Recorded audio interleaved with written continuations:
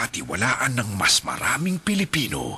ABS-CBN News and Current Affairs. Panig sa katotohanan. Panig sa bayan.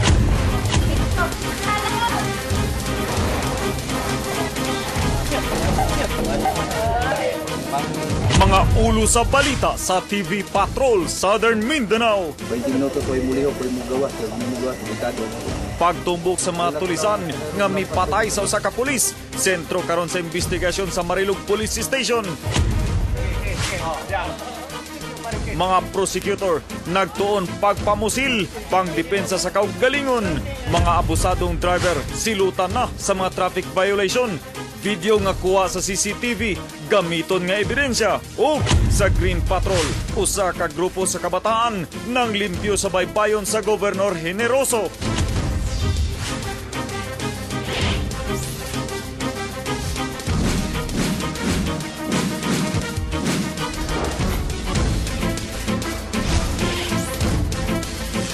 Gikan sa ABS-CBN Davao News Center. Naghatod sa responsabling pamahayag alang sa kamatuoran. Kini ang TV Patrol Southern Mindanao. Davao, Mindanao, Pilipinas, ug tibuok kalibutan, mayong hapon. Ako si Paul Palacio. Kuyog ang mga patrol ng Pilipino. Ni ana ang mga balitang angayan ninyong masayran nga madungog sab ninyo sa DXAB Radyo Patrol.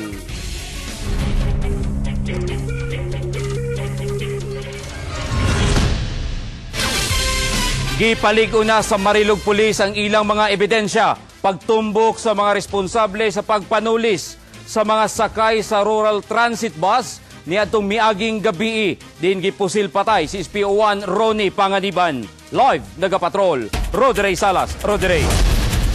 Paul, kaganiha, duha ka mga tao ang gikuhaan og affidavit suporta sa pagpasaka sa kaso. Ang investigasyon karon nakasentro sila sa pagtumbok sa grupong nanulis sa mga sakay sa rural transit bus nga 60,000 pesos ang kantidad sa kwarta o kagamitan ang nakuha ug gipatay pa si SPO1 Ronnie Panganiban. Kaganiha apil sa mi-execute sa affidavit si Antonio Ledesma. Siya ang konduktor sa rural transit bus pero wala siya kaila sa unom ka mga tulisan kay gipadako siya. Sa iyang affidavit, gisaysay niya nga igoran niyang nadungog ang buto og nakit-an na lang patay si Panganiban. Di po kayo nakikag, maklaro kayong naong, karon pa mo kita itong mga naong nga. Subay sa testimonya ni PO2 Jamila Bargayo, ginaila pa sa mga pulis, kinsa ang mga responsable nga ang usangan na musil, nahimuan og sketch. Wala pa may pangalan gitong group pag yun sila, kung unsa gito lang yung status ani. Hustisya ang ginapangita sa pamilya Panganiban, ug hasta mga kaubanan niini, nagsubo. Alang ni SPO1 Arnel Masauding, maayong pulis ug higala si SPO1 Panganiban. Iya kining classmate sa Regional Training School para sa ilang promosyon. Si SPO1 na Panganiban naging responsible nga tao. Dali ra siya pasundot kung whatever nga ina-instruction, naga-follow yun siya. Paul, doble paningkamot karon ang Marilog Police sa ilang ginihimong investigasyon ug nakasentro sila sa pagkuha og lead sa kung unsang grupo og kinsa ang mga nang-hold up sa bus. Ilabi na ang mipatay kang SPO1 Ronnie Panganiban. Paul. Salamat, Rodrey Salas.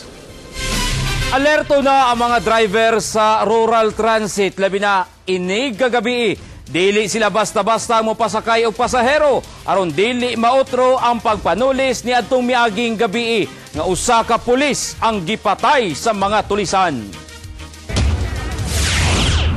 Natagam na ang mga driver sa rural transit bus sa pagpanulis ni atong miaging gabi sa Tamugan, Davao City nga gipatay pa ang pasaherong pulis nga si SPO1 Ronnie Panganiban.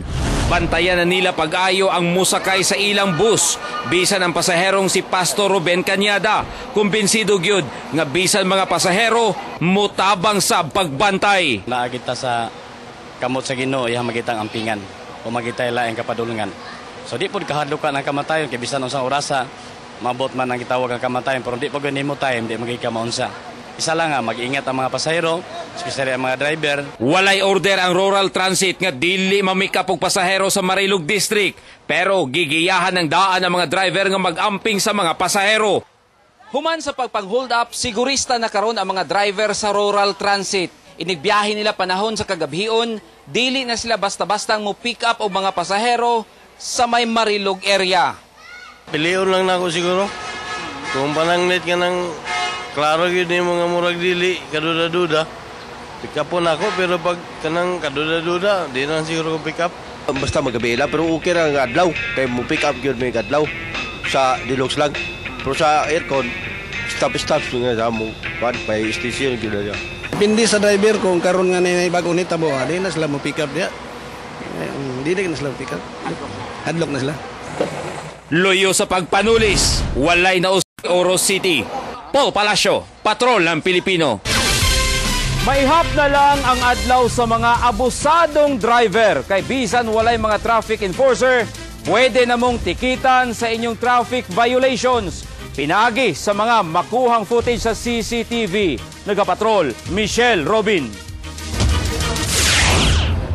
Nagkasinabot na ang Land Transportation Office, Traffic Management Center ug Public Safety Command Center nga gamiton ang 16 ka mga CCTV cameras aron panakpon ang mga traffic violators sama sa obstruction ug hasta beating the red light. Sa ilang gikasabutan, kung makuhaan sa CCTV camera nga naay violation ang mga driver, mutawag ang taga-PSCC sa mga traffic enforcer nga nakapwesto sa unahan. Ug ang 44 ka mga traffic enforcer sa TMC nga LTO deputized agents, maoy mo dakop ug mo issue sa ticket. Sa di madugay naanay sampulan ni ini. Kung yung pang mga nakikita natin dyan, pwede pa nating ma-issuehan ng ticket, and apparently wala namang national law preventing it.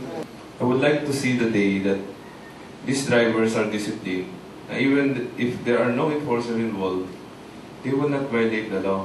Sa mga lugar ug intersections nga walay mga CCTV cameras, i-deploy ang mga deputized agents sa LTO. Lakip na sa 44 ka mga traffic personnels gikan sa TMC nga giatagan og authorization ug balik nga maka-issue og TOP ug makadakop sa mga traffic violators. Gikasabutan sab nga mga video nga gikan sa CCTV, pwedeng gamiton nga pinakaligong ebidensya para sa mga kasong bangga aron mailak kinsay sad-an. We can easily attach a snapshot if it is covered under these strategic areas where the cameras are located. I-attach na lang natin dun sa traffic investigation report, and yun, mas matibay pa yun kaysa dun sa mga sketch. Kung naka-focus nga to ang camera, then we would know that. CCTV cameras, especially those captured pictures, can really help us. Nagkasinabot sabang LTO, TMC ug PSCC nga lihukon ang paghimog ordinansa sa paggamit sa mga picture o video nga basehan aron masilutan ang mga violators nga di matikitan sa mga traffic enforcers. Michelle Robin, Patrol ng Pilipino. Gipasabot ni Davao City Mayor Inday Sara Duterte, wala pa'y gi-assign nga magbantay round the clock sa Public Safety Command Center kay wala pa kini ma-turnover sa gobyernong lokal.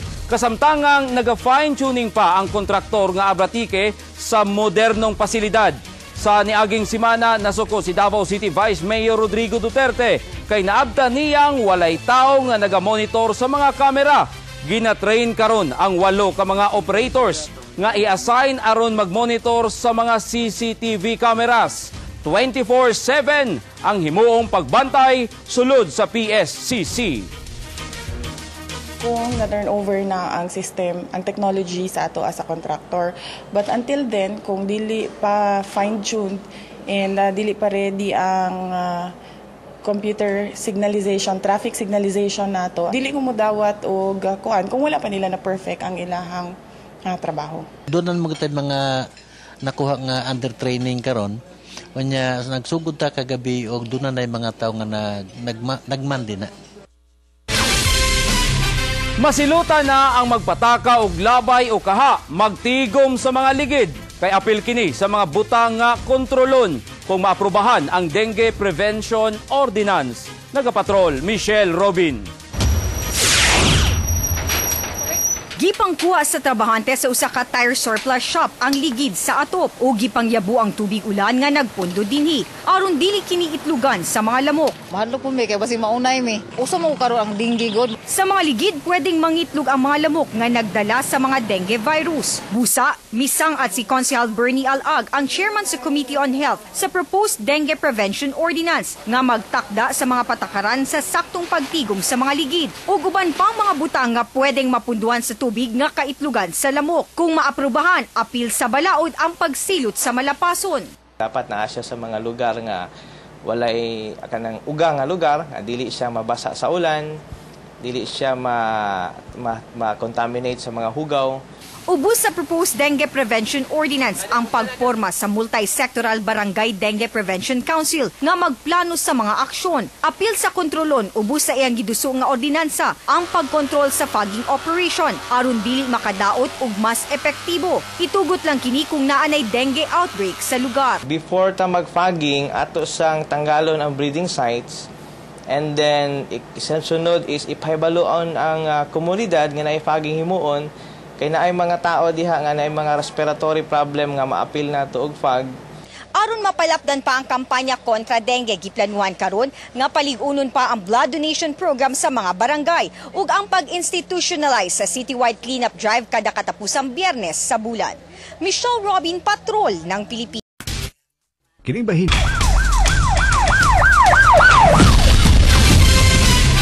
Na-corner sa mga pulis ang duha ka mga lalaki. Human kini gitudlong misulod sa usa ka bodega. Ang ilang kauban gitabangan og gukod. Nagapatrol, Mikael Apari. Gitabangan og gukod og pangita sa mga pulis, gwardya og mga residente ang mga kawatan nga miransak sulod sa usa ka bodega sa JP Laurel Avenue, Lanang, Davao City. Wala na maapsi si alias Layas kay daling nakasibat, pero una nang nadakpan sa mga pulis ang kauban nga sila si Jong Arcede o Raymart Ginas nga parehong taga Castillo, Agdao, Davao City. Nagkalapok ang mga dinakpan kay misuksok sa imbornal sa pamasing nga dili sila makitaan. Ngambak na may kanal, sir. Gigukod na nila, sir. Gidudahang mga bakal ang target sa mga dinakpan, sanglit wala na isulod ang bodega. Uwat na ni. Haon lagi na mo, sir. Kuan ba, wirings ba? Mga bakal, mga plangkarya, mga ilang pong haon. Gitakdang kasuhan o pagpangransak ang mga dinakpan o ginapangita na sab ang ilang kaubang nakasibat. Mikael Apari, Patrol ng Pilipino. Kapin 4 ka kilong marijuana nakuha sa Turil PNP gikan sa tulo ka tawo. Dihang nakabantay ang mga pulis nga naay gibiyahing marijuana gikan New Bataan, Compostela Valley. Arestado sila Eric Gunn, Alimar Ortega ug apil sa gidakop ang uyab ni Ortega nga si Joan. Nakuhaan ang tulo ug kapin 4 ka kilong pinaugang marijuana nga gisulod sa bag. Naay nakasumbong sa Turil Police Station nga naay i-deliver nga marijuana sa usa ka balay sa Sitio Pugi, Lawis, Barangay Dalyaw, Turil, Davao City kaganihang kadlawon ug naabdan sa mga pulis ang tulo sa gawas. Gikan sa lungsod sa New Bataan, Compostela Valley Province, gibiyahe pa ang mga pinaugang marijuana. Una kini miabot dinhi sa Dalyaw, Turil nga mao'y ilang bagsakan nga lugar. Sumala ni Ortega, igo ra silang gisugo paghatod sa marijuana. Isa po kabulan sa nani, sir. Isa kabulan pa. Sinaligan ka na. Kung nani ka dadhan, disaligan ka nga padalhong ka o sa kabulan lang. Tara mga tao, sir. Kato lang siya. Bali, giuna lang ako siya ba? Na kontak lang ba sa bayon, tapos kanang papukawon na ko ba, kulay pa kawon sa aktor naana siya. Maulang. Nangatarungan ang mga suspect. Bulan pa lang silang misulod sa trabahong tig-deliver sa marijuana. Ganyan ang kadlawon, successfully na dakpan ng tulo ka mga suspect. Na-recover ng mga suspected dried marijuana leaves na more or less mga 4 kilos. Ang ilang bag, ang ibabaw mga sinina. So kung ikapon lang nimo, ang mapil nimo is mga sinina lang yung mga except kung isa-isawan dyan ang sulod ang bag. Gibana-bana ang kantidad sa kapin 140,000 pesos ang nakumpiskang marijuana o gitakdang kasuhan dayon ang mga suspect. Paul Palacio, Patrol ng Pilipino. Usa ka pawikan ang midagsa sa baybayon sa Island Garden City of Samal kagahapon. ang pawikan. Nakitaan sa usa sa mga trabahante sa Blue Jazz Resort og nagluya na kini. Gibana-bana ang 30 anyos na kini na naigitas-on nga tunga sa dupa. Temporaryo una kining giobserbahan sa DENR, una kini buhian sa dagat. Gitawagan naman DENR nga samal, murag ano siya toxic siya So mao na finding sila. So ang ilang gingon ilahadong obserbahan sa paobserbahan antod karong adlaw nya nag-visit po sila kaganina mga udto gyud. Misunod sab sa nagkadaghang grupo nga nagpakabana sa kinaiyahan ng Active Youth of Society kun Ayos Clan sa Tibanban Governor Generoso Davao Oriental nga nagpadala sa ilang picture, nagpakita sa ilang pagpanghipos sa mga basura atol sa ilang gihimong coastal clean-up drive. Dungan niini, ilang gikampanya sa katauhan sa Tibanban nga mutabang sa pinaagi sa pagpanglimpyo sa matag tugkaran. Naasab sila'y gihimong feeding program para sa mga bata aron matabangang maminosan ang malnutrisyon. Kapamilya, magpakabanata kung naa kay mga picture kung litrato o kaha video sa mga nahimo sa inyong komunidad para mapugnan ang global warming. O kaha, sumbong sa mga hitabo nga nakapasamot sa global warming. I-email kini sa tvpatrolsm@gmail.com. O kaha, itawag sa 0905-900-6006 para sa cellphone hotline. O landline nga 296-1911. Pwede sabihin nyo kining ihato din sa ABS-CBN Davao, Broadcast Avenue, Matina Hills, Davao City.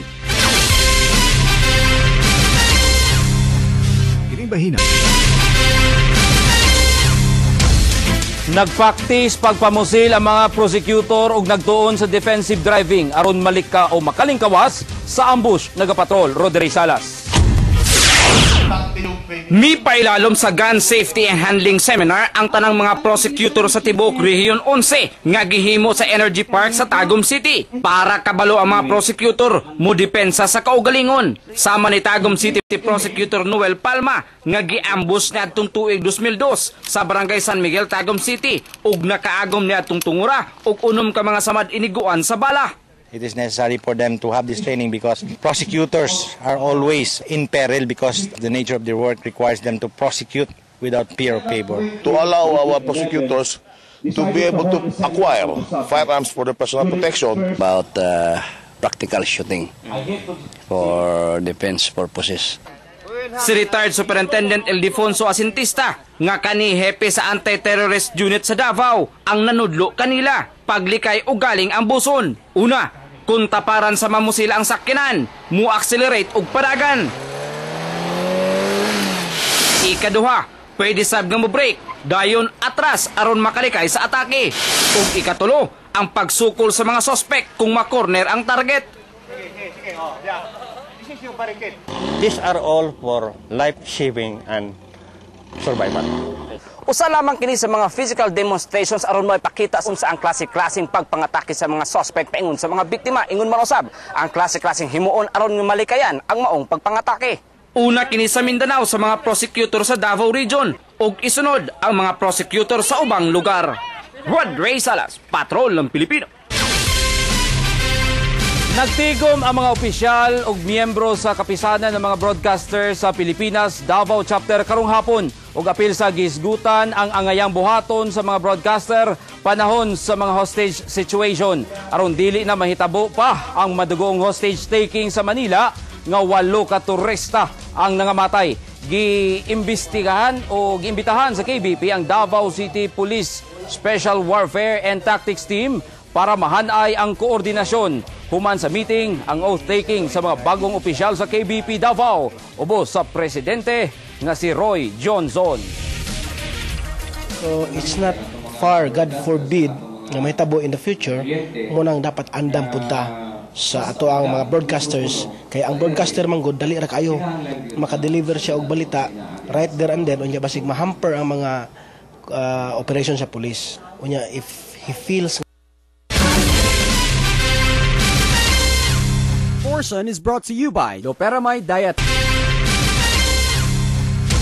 Gipakusgan sa bagong alyansang Makabayan ang gilusad nga signature campaign aron supakon ang 8 centavos nga increase sa singil sa kuryente. Nagapatrol Michelle Robin. Dugay na kaayo! Pisog ang katawang dabuhin nyo!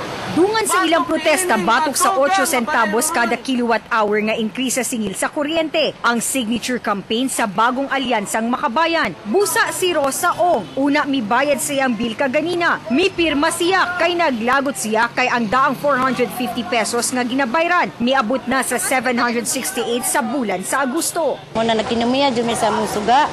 Yan, palungo na mo ang mga gamit ang magabi Naka-schedule ni siya every Friday sa nagkalain-laing lugar ng mga kundi daghang tao, sasama sa Davao Light, sa mga public markets, sa mga parks o mismong sa community, dalo na mo nin. Gitun-an na ang pagpangayo og TRO sa korte ug ang pagsangat og petisyon sa sangguniang panglungsod aron ang konseho ang mohangyo sa ERC nga i-review ang rate adjustment. Para makaposisyon na itong local government unit against this power rate increase. Any consumer or group can go to the municipal or regional trial court of Davao to request for a TRO. Ang 300 kapirma kaganina ang ilang pagpamatuod nga daghan ang wala makaangay sa gipatumang power rate increase sa DLPC. Michelle Robin, Patrol ng Pilipino. Sa mga kandidata sa Binibining Mongkayo 2010, may bisita sa Maayong Buntag Mindanao aron ipakita ang ilang mga kaanyag. Ugma sa gabi na masayran kung kinsa sa mga kandidata ang mapiling Binibining Mongkayo 2010 sa culmination sa ika-56 nga araw ng Mongkayo ug ika-15 usab nga Kariyawan Festival 2010. Si 1969 Miss Universe kasi Miss Gloria Diaz ang usa sa mga hurado nga mupili sa Binibining Mongkayo 2010. Si Mary Love Bangahon maningkamot nga makuha niini ang korona. Confident kay nakogod mi sa finalist. Mongkayo Gymnasium and it will start definitely at 7 p.m. Kinaimbitahan ta mo na moadto mo sa amo ang festival, Kariyawan Festival ug araw na Mongkayo. Gawas ni Miss Gloria Diaz na asab si Joras Gamboa nga mag-host sa Mongkayo Idol nga himuon karong gabi diha sa Mongkayo Gym. Kini yung Star Patroller Claudette Centeno. Mokadto ang kinatibukan sa TV Patrol Southern Mindanao. Gihatod namo ang mga balitang angayan ninyong masayran. Tungod kay bisan asa ang balita, tuwa kami. Nag-aalagad ka ninyong sulod na sa 21 katuig, bisan asa sa kalibutan. May gabi.